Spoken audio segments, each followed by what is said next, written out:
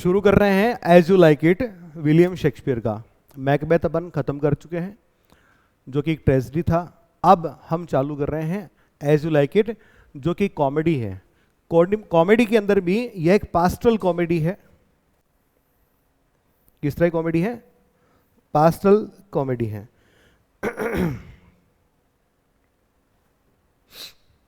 देखिएगा pastel comedy क्या होती है।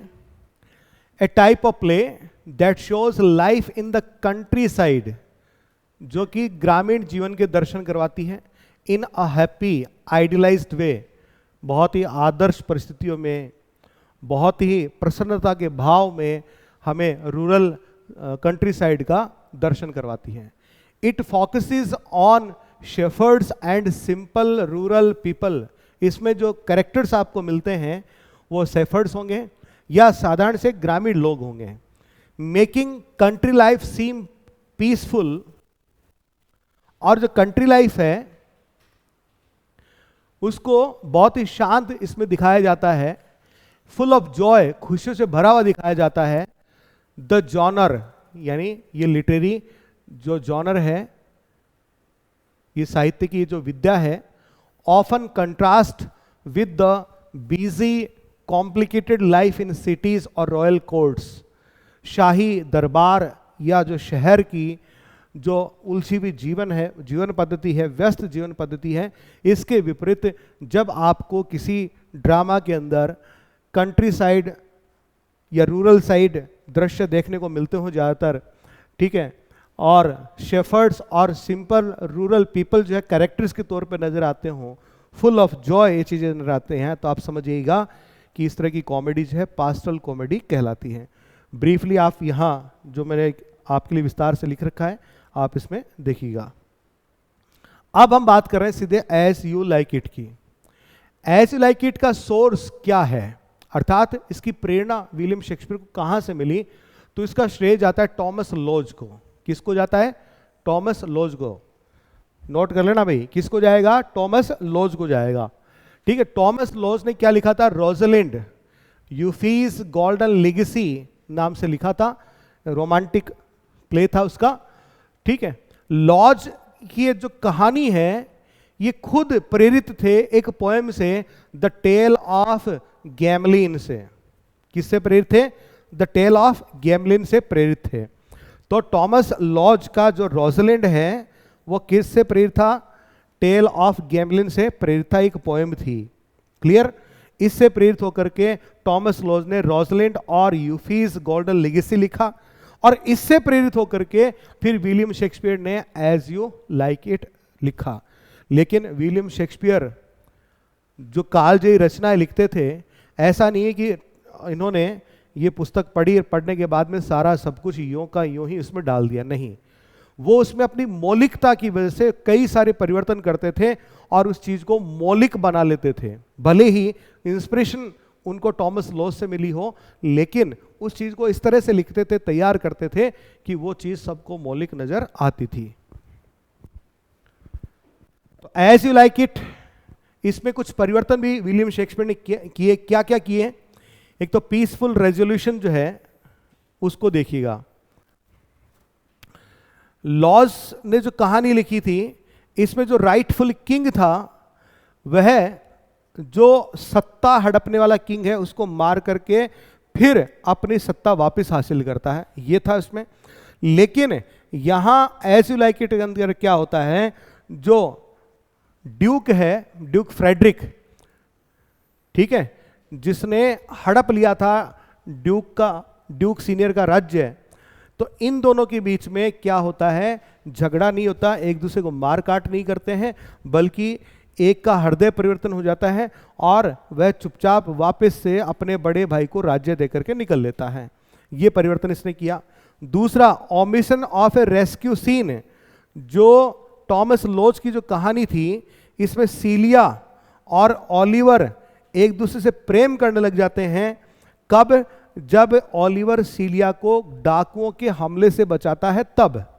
लेकिन यहां ऐसा नहीं होता है, तो यहां इस कहानी के अंदर उस सीन को हटा दिया गया है। इसके अलावा इसकी जो टाइमलाइन है उसको संक्षिप्त कर दिया गया है। ठीक है, इसमें घटनाएं जो हैं बहुत तीव्र गति से घटित होती हैं, जबकि टॉमस लोज जो है वहां घटनाएं बहुत ही स्लो चलती हैं।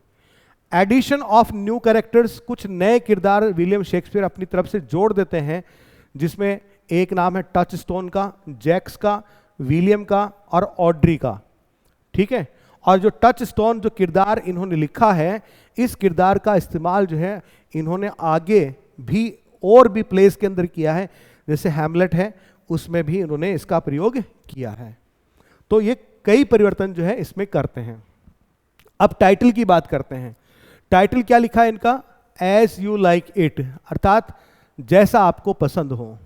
ठीक है, तो टॉमस लोज का जो नॉवल है उसका जो प्रेफिस लिखा गया, प्रस्तावना लिखी गई है, उसमें एक पंक्ति आती है कि if you like it so, यदि आपको ये चीज इस तरह से पसंद है, and yet I will be yours in duties if you will be mine in favour.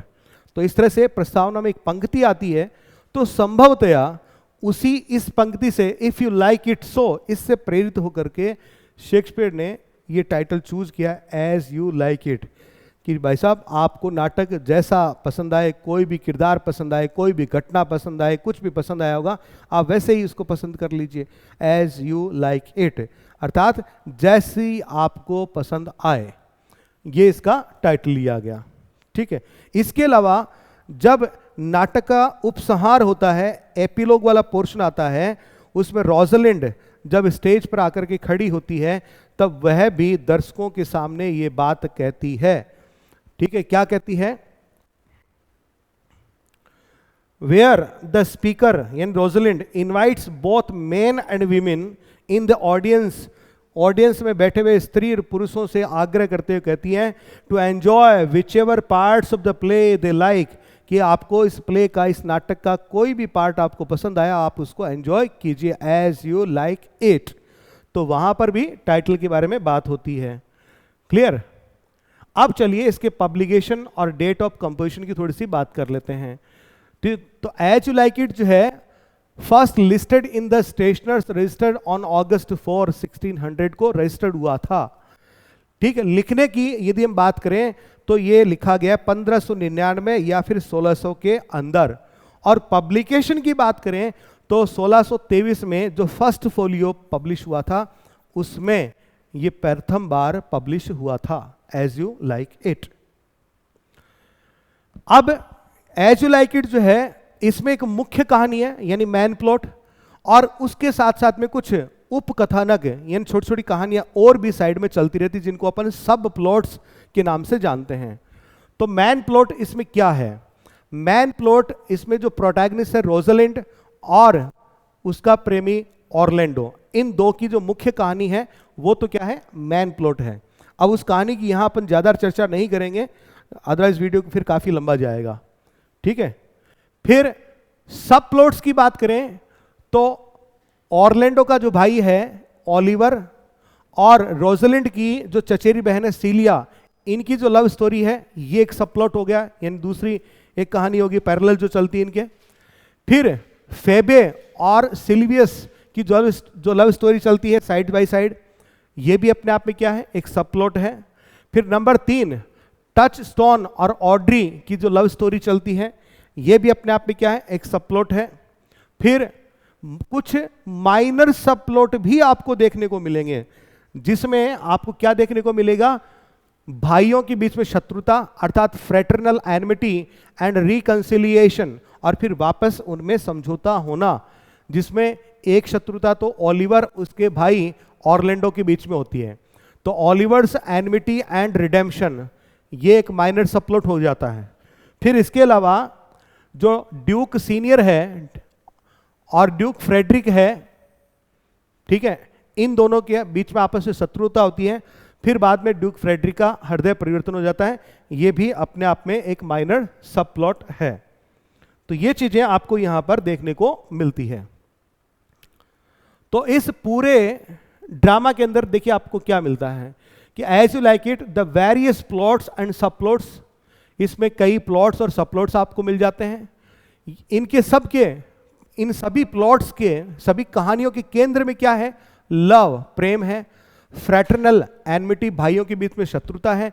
And reconciliation, और फिर सबके बीच में अपनी शत्रुताएं भुला करके वापस समझौता होना, ये सारा इन कहानियों में हमें देखने को मिलता है। All come together in A final resolution, और सारे पात्र जो है इनके आपस के द्वंद्व जो हैं, आपस की जो परेशानियां हैं, सबका निपटारा हो जाता है रेजोल्यूशन पार्ट में, वेयर हार्मनी इज रिस्टोर्ड, जहां पर फिर से इनके बीच में सामंजस्य ठीक हो जाता है। द लवर्स आर यूनाइटेड, प्रेमी आपस में एक हो जाते हैं, and past conflicts are resolved, भूतकाल की आपसी समस्याएं सुलझा ली जाती हैं, और वो भी कैसे, peacefully, highlighting the play's themes of love, forgiveness and the pastoral ideals. और इस तरह से प्ले की जो थीम है, लव, फॉरगिवनेस और पास्टल आइडियल्स, उनको हाईलाइट किया जाता है। अब प्लॉट स्ट्रक्चर की भी आप बात कर लें, क्योंकि ये आपका एक 5 एक्ट प्ले है एलिजाबेथन काल का। क्या है? 5 एक्ट प्ले है, इसमें 5 आपको एक्ट्स जो है देखने को मिलते हैं। ठीक है, पहला एक्सपोजिशन। एक्सपोजिशन में हमें यहां पर इंट्रोडक्शन मिलता है, पात्रों का पात्र परिचय हो जाता है, और जो टेंशन, जो द्वंद्व चल रहा होता है उसके बारे में हमें जानकारी मिल जाती है। तो एक्सपोजिशन को आप कह सकते हैं इंट्रोडक्शन।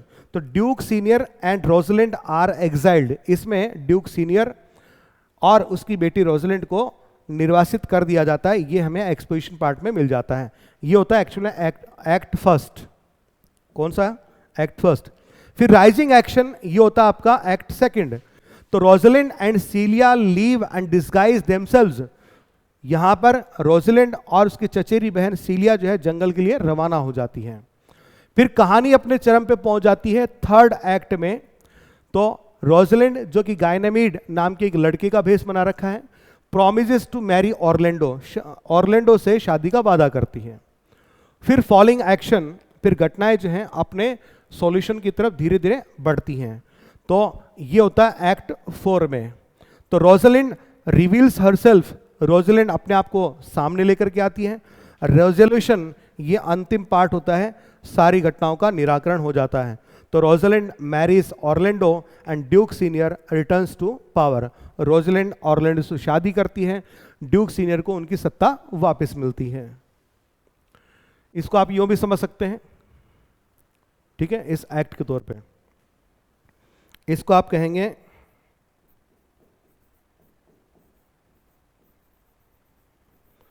इंट्रोडक्शन, ठीक है, जिसको आप एक्सपोजिशन नाम से जानते हैं, और ये है आपका एक्ट फर्स्ट। फिर राइजिंग एक्शन, ये हो गया आपका एक्ट सेकंड। क्लाइमेक्स हो गया आपका एक्ट थर्ड, इधर दे रखा है ना। फॉलोइंग एक्शन एक्ट 4 हो गया, और एक्ट 5 में डेन्यूमेंट, यानी समस्याओं का समाधान, राजी खुशी, पीसफुली।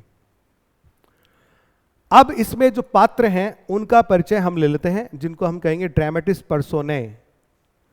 तो मुख्य पात्र कौन कौन से हैं? पहला एक पात्र है सर रोलैंड डी बॉयज, जिनके सिर्फ नाम की चर्चा होती है। ये नाटक जब शुरू होता है तब ये मौजूद नहीं है, ये मर चुके होते हैं। इनके 3 बच्चे हैं, ओलिवर सबसे बड़ा, जैक्स मजला, और सबसे छोटा ऑर्लैंडो।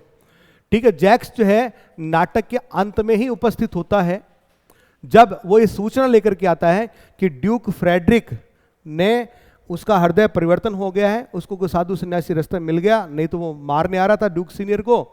ठीक है, हृदय परिवर्तन हो गया है और उसने सत्ता वापस ड्यूक सीनियर को दे दी है, ये सूचना लेकर के अंत में आता है।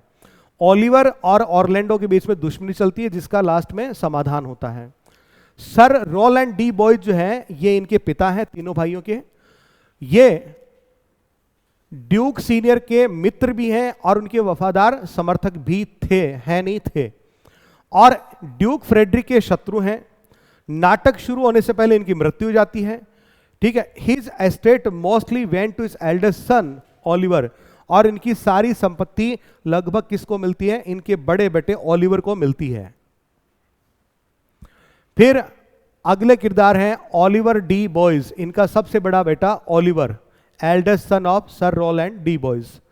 जो अपने सबसे छोटे भाई ऑरलैंडो से ईर्ष्या रखता है, उसके खिलाफ षड्यंत्र रचता है, ठीक है, उसके हिस्से की संपत्ति हड़पने के लिए। और यहां तक कि चार्ल्स नामक रेसलर के माध्यम से इसको मरवाने की कोशिश भी करता है। बाद में आगे चल करके इसका हृदय बदलता है। कब? जब एक शेरनी के हमले में इसका भाई इसको बचा लेता है, तब इसको लगता है कि मेरा भाई मेरे प्रति सही है और मैं ही गलत था। ये प्यार कर बैठता है ड्यूक फ्रेडरिक की बेटी सीलिया से। Decides to live as a shepherd and gives his inheritance to Orlando. नाटक के अंत में अपनी संपत्ति ऑरलैंडो को दे देता है और कहता है मैं तो एक शेफर्ड का जीवन जो है यहां पर जीऊंगा। जैक्स डी बॉयस, ये मझला लड़का है इनका, ठीक है, appears at the end of the play, नाटक के अंत में आता है, to announce Duke Frederick's religious transformation, कि ड्यूक फ्रेडरिक जो है वो खुद साधु बन गए हैं और संपत्ति राजकाज सब छोड़ दिया है। तब ये सूचना देने के लिए आता है। ऑरलैंडो डी बॉयज, ये सबसे छोटा लड़का है इनका, बहादुर है, दयालु है और सभी लोग इससे प्रेम करते हैं, ठीक है। इसका सबसे बड़ा भाई ओलिवर जो है इसके हिस्से की संपत्ति हड़पने के लिए इसके साथ धोखा करता है। चार्ल्स नामक जो रेसलर है उसको ये हराता है और जब उसको हराता है तो तभी रोजलिंड की नजर इस पे पड़ती है और वो उससे प्रेम कर बैठती है। जंगल, आर्डन के जंगल में चला जाता है after angering Duke Frederick. Duke Frederick को नाराज करके फिर उसको जंगल में जाना पड़ता है अपने नौकर एडम के साथ। शेरनी के हमले से अपने बड़े भाई को बचाता है और इस तरह से बड़े भाई के साथ में इसके रिश्ते वापस से ठीक हो जाते हैं और नाटक के अंत में रोजलैंड से शादी करता है। इसके अलावा एडम नाम का एक नौकर है, ठीक है, ऑरलैंडो का, जिसकी आयु 80 वर्ष है और ये इनका वफादार नौकर है। ऑरलैंडो को ओलिवर के प्लान की सूचना देता है कि तेरा भाई ओलिवर तुझे मारना चाहता है और ऑरलैंडो के साथ में जंगल में चला जाता है। अपने जिंदगी भर की सेविंग जो है इसको ऑरलैंडो को दे देता है। दूसरी तरफ एक नौकर और है और वह डेनिस। जिस तरह से एडम नौकर किसका है? ऑरलैंडो का। वैसे डेनिस नौकर किसका है? ओलिवर का। फिर बारी आती है ड्यूक सीनियर की, जिनका नाम है फर्डिनेंड, ठीक है। ये सत्ता के वास्तविक सही अधिकारी हैं और रोजलैंड के पिता भी हैं। इनको इनके भाई ड्यूक फ्रेडरिक जो छोटा भाई है वो इनके सत्ता पर कब्जा कर लेता है और इनको निर्वासित कर देता है जंगल में। तो जंगल के अंदर फॉरेस्ट ऑफ आर्डन, आर्डन के जंगलों में निर्वासित जीवन व्यतीत कर रहे हैं। ये दयालु हैं, सकारात्मक नेतृत्व क्षमता है इनमें और निर्वासन में रहते हैं और नाटक के अंत में वापस से इनको इनकी सत्ता जो है मिल जाती है। फिर बारी आती है ड्यूक फ्रेडरिक की, जो कि ड्यूक सीनियर के भाई हैं, ठीक है, और सीलिया के पिता हैं। रोजलिंड को और उसके पिता ड्यूक सीनियर को ये जंगल में निराशित कर देते हैं, ठीक है, और नाटक के अंत में एक धार्मिक व्यक्ति से मुलाकात होने पर अपने खूनी इरादे त्याग देते हैं और खुद भी साधु सन्यासी बन जाते हैं। रोजलिंड जो है वो बेटी है ड्यूक सीनियर की और इस नाटक की मुख्य किरदार है, प्रोटैगनिस्ट है, ठीक है। और जब ये जंगल में जाती है तो एक शेफर्ड बॉय अर्थात गडरिये का रूप धारण करती है, नाम रखती है गायनमीड। ऑरलैंडो से ये प्रेम करती है, विट्टी है, वाइज है और रिसोर्सफुल भी है और नाटक के अंत में ये ऑरलैंडो से शादी करती है। फिर बारी आती है सीलिया नाम के कैरेक्टर की। ये ड्यूक फ्रेडरिक की बेटी हैं, रोजलिंड की कजिन हैं और रोजलिंड के साथ में ये भी फॉरेस्ट ऑफ आर्डन में जाती हैं और जिस तरह से रोजलिंड गायनामिड का भेष बनाती हैं, ये एलियाना बन करके वहाँ जाती है, अपनी असली पहचान छुपाती हैं और नाटक के अंत में ओलिवर से शादी करती हैं। फिर बारी आती है एक और कैरेक्टर है जैक्स, ठीक है, जिसको जैक्स द मेलांकलिक भी इसको कहा गया है। ये हमेशा ही दुखी और उदास रहता है और मेलैंकलिक लॉर्ड है हु अकम्पनीज ड्यूक सीनियर, जो ड्यूक सीनियर के साथ जंगल जाता है। Loves to observe and comment on life often pessimistic, अक्सर ये निराशावादी है और जिंदगी के ऊपर यह क्या करता रहता है, कमेंट्स करता रहता है। और नाटक के अंत में जब ड्यूक फ्रेडरिक एक साधु बन जाता है तो ये भी उसी के साथ जाने का चयन कर लेता है। फिर है लॉर्ड एमियंस, जो कि ड्यूक सीनियर के साथ में जंगल में निर्वासित है और अक्सर कुछ गीत जो है यहां पर ये गाता रहता है। फिर आए ला ब्यू, ये ड्यूक फ्रेडरिक जो है उसका एक दरबारी है। रोजलिंड और सीलिया को रेसलिंग मैच की जानकारी यही व्यक्ति देता है। Orlando informs Orlando of Rosalind's true identity, Orlando को रोजलिंड की सही आइडेंटिटी के बारे में यही बताता है। चार्ल्स जो कि रेसलर है ड्यूक फ्रेडरिक का, और ये ऑरलैंडो के साथ में लड़ाई अवॉइड करता है, लेकिन ओलिवर उसको उकसा देता है और फिर लड़ाई करता है और फिर हार जाता है। फिर है टच स्टोन, एक विट्टी फूल है जो कि रोजलिंड और सीलिया के साथ में फॉरेस्ट ऑफ आर्डन जाता है, याद रखिएगा, ठीक है। ये शादी करता है ऑड्री से, जो कि ग्रामीण महिला है, नाटक के अंत में इससे शादी करता है। फिर एक पात्र है कॉरिन, ये एक बूढ़ा गडरिया है फॉरेस्ट ऑफ आर्डन का, ठीक है। रोजलिंड और सीलिया को भेड़ बकरियां और कॉटेज खरीदने में मदद करता है। फिर है सिल्वियस, ये भी गडरिया है जो कि फेबे से प्रेम करता है और नाटक के अंत में फेबे से शादी भी करता है। और फेबे कौन है? ये गडरियन है जो कि शुरुआत में सिल्वियस के प्रेम को ठुकरा देती है, लेकिन फिर लास्ट में से शादी भी करती है। इसी बीच में जो गायनामीड बन करके रोजलिंड आती है, तो गायनामीड को लड़का समझ करके उससे प्रेम कर बैठती है। फिर है ऑड्री, ये एक साधारण सी ग्रामीण महिला है जो कि टच स्टोन से प्यार कर बैठती है, उससे शादी भी करती है। फिर है विलियम, ये वो है जो कि ऑड्री से एक तरफा प्रेम करता है, ठीक है। फिर हाइमन जो कि गॉड ऑफ मैरिज है, और जितने भी ये जो लवर्स हैं इनकी एंड में शादी यही करवाते हैं। सर ऑलिवर मार्क टेक्स्ट, ये कंट्री वाइकार हैं, गांव की चर्च के पादरी हैं, जो कि टच स्टोन और ऑड्री की लगभग शादी करवा चुके थे जंगल में, लेकिन बाद में ऐन मौके पर शादी नहीं होती है, ठीक है। फिर फर्स्ट एंड सेकंड लॉर्ड्स हैं, इसको छोड़िए, ठीक है। हिस्पेरिया, इसको आप ध्यान रख लीजिएगा, सेलियाज जेंटल वुमन थी जिसका नाम था हिस्पेरिया। तो ये आपके कैरेक्टर्स इसमें हो जाते हैं। फिर इस नाटक में आपको अन्य नाटकों की तुलना में एक अलग चीज देखने को मिलती है, और वो होती है एपिलॉग। एपिलॉग क्या है? उपसंहार, जहां पर नाटक खत्म हो चुका है, सारे पात्र जा चुके हैं, नाटक में से ही कोई मुख्य पात्र जो है स्टेज पर रुक जाता है या फिर वापस लौट करके आता है और ऑडियंस को संबोधित करता है, ठीक है। इसका फायदा क्या होता है? ऑडियंस जो है अपने आप को कनेक्ट फील करती है नाटक के खत्म होने के बाद में भी नाटक से। तो ये काम किसको दिया जाता है? रोजलिंड को दिया जाता है।